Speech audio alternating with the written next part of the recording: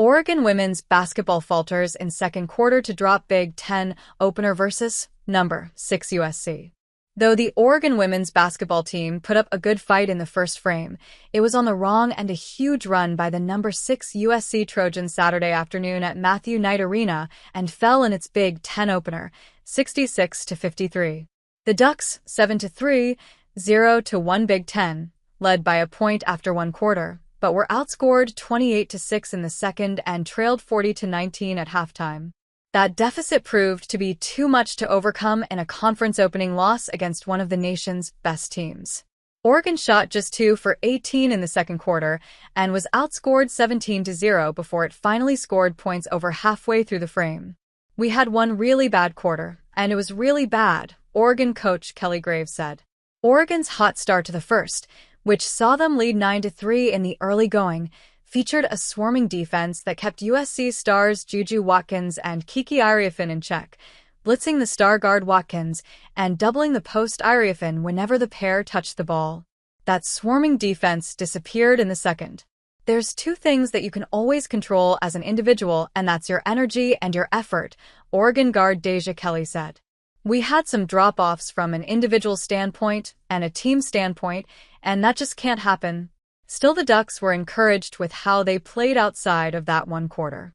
Oregon outscored the Trojans in each of the other 3 frames.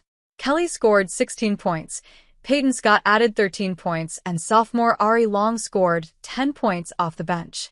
Oregon held Watkins to 21 points on 6 for 15 shooting from the field, and Iriefin scored 17 points and had 12 rebounds.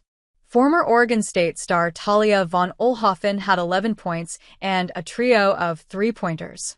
Graves has experimented with Oregon's lineup in recent weeks after opening the season with the same starting lineup through its first 5 games. Since then, the Ducks have changed their starting lineup every game, with athletes playing inconsistent minutes while Graves looks for consistency, with 9 new players to the roster this season. In Saturday's loss to the Trojans, Washington transfer guard Ari Long threw another wrench into Graves' tinkering.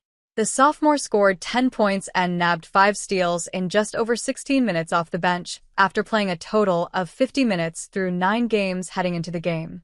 Long helped spur a rally in the second half that saw Oregon cut the lead to as little as 11, despite the large deficit at the half. "Just being ready whenever my number's called," Long said. "I never know how much I'm going to play, but just being ready to come in and go as hard as I can for however long I get." Graves said he liked the energy Long brought, and it helped Oregon clamp up defensively to create some easier looks on the other end. "When we got more aggressive defensively, it created some easier offense for us," Graves said. "We've got to use that mentality to get better looks and get our offense going." True freshman guard Katie Fiso made her return to the bench in Saturday's loss after being absent on Wednesday. Fiso was back home in Seattle because of the recent death of her father. Fiso, who along with Long are in the gym more than any other player, per Graves, played 7 minutes on Saturday. Her former teammate at Garfield High School, Malia Samuels, played 15 minutes for USC and scored 3 points. "I was really proud of Katie," Graves said. "This is obviously a really hard time for her. This is something she wanted to do. So we were amenable, and we love her, and we love her family. Our hearts and prayers go out to her at this time. I'm proud that she was able to go out there. It was something she wanted to do." Oregon held a moment of silence for Fiso's father before the game Saturday.